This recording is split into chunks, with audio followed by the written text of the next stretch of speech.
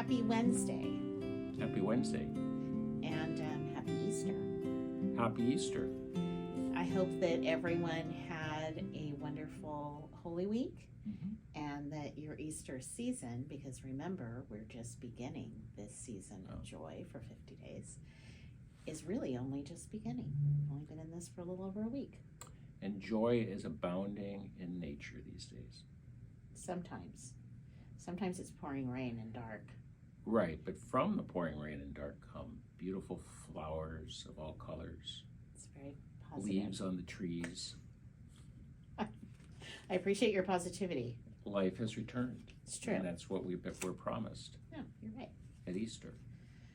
So this is the final week, not of the book. So if you do get the book and you do the full retreat, there are still several weeks left. But we're going to be concluding our online retreat today with a very well-known scripture, and that is of Mary discovering the empty tomb. So this chapter is in the book. It's exercise 32, and it's titled Recognizing Jesus. Mary stood weeping outside the tomb. As she wept, she bent over to look into the tomb, and she saw two angels in white, sitting where the body of Jesus had been lying, one at the head and the other at the feet. They said to her, "Woman, why are you weeping?" She said to them, "They have taken away my Lord, and I do not know where they have laid him." When she had said this, she turned around and saw Jesus standing there, but she did not know that it was Jesus. Jesus said to her, "Woman, why are you weeping? Whom are you looking for?"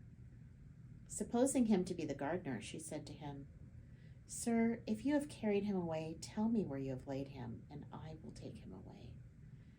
Jesus said to her, "Mary." She turned and said to him in Hebrew, "Rabboni," which means teacher.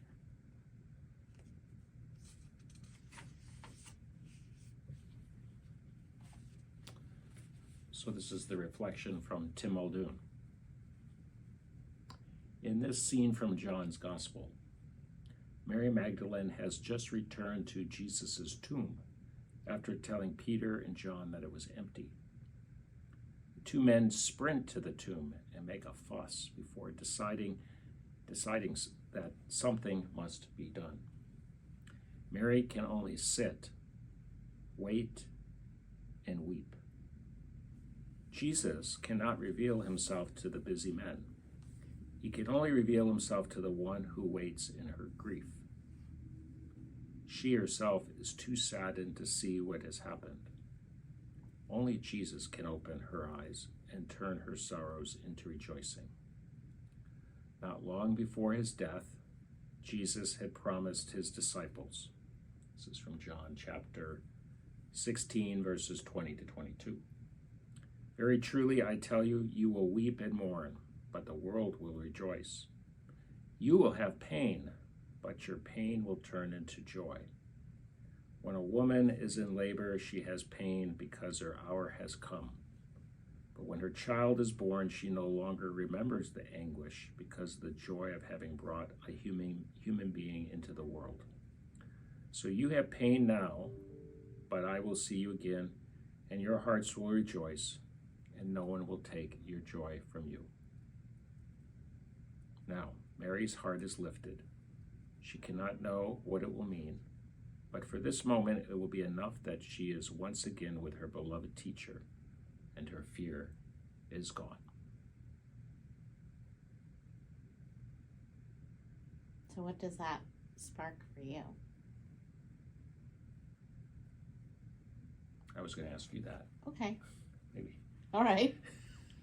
Well, for me, what I was thinking about was how he says the men were like so busy, like they're so wrapped up in kind of reacting and everything, that he chooses to reveal himself instead to Mary because she is just sort of at peace and I mean, she's weeping and she's in sorrow, but she's also kind of still and just kind of sitting in her feelings, like just fully present to her own grief and sorrow. And yet that's a place where Jesus can meet her and reveal himself, and she's in a state where she's open to see that. Yeah, kind of like And attentiveness. receive him, yeah. Unlike the other two are too busy, distracted, that they completely miss him. Right.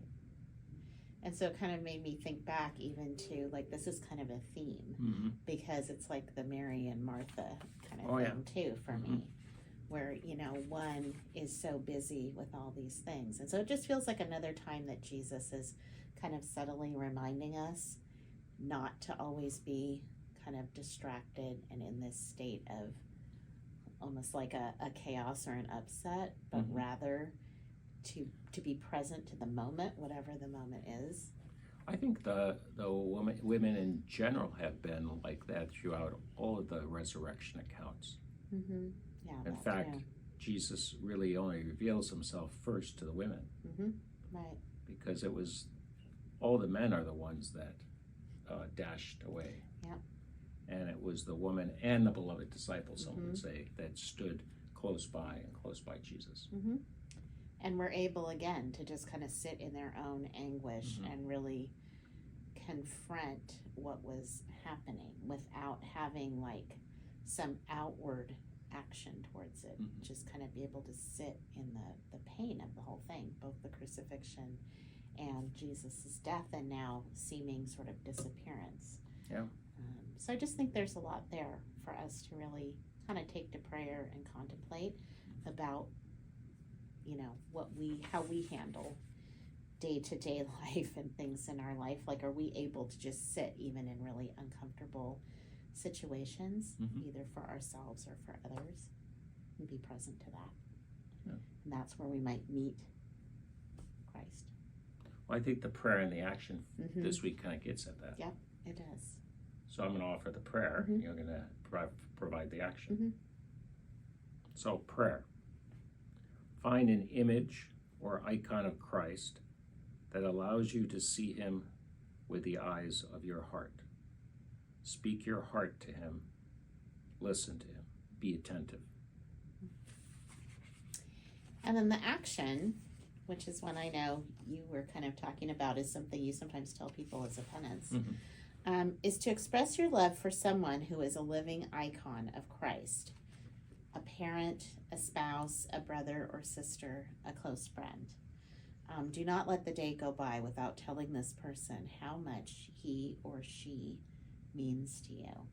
And I thought it was cool when you were, do you want to tell your story about talking to kids in reconciliation about this? Yeah. So one of my penances I give to little kids is I often will say to them, because more often than not, they talk about some way they disobeyed their parents. So I always like to say, well, here's your penance. You have two penances. One, I want you to go to mom and dad and tell your mom and dad each that you love them very much and give them a big hug. And then to their siblings, I suggest they take a chore from each other. So, and I thought that was cool, because I do think that oftentimes parents and grandparents are Christ to us, especially when we're children, but even when we're older. So again, express your love for someone who is a living icon of Christ to you today. And with that, we conclude our Lenten reflections, and I think we'll talk about coming back and offering something around living Easter and living joy. So go to Pentecost maybe. Yeah, so you should probably hear from us very soon.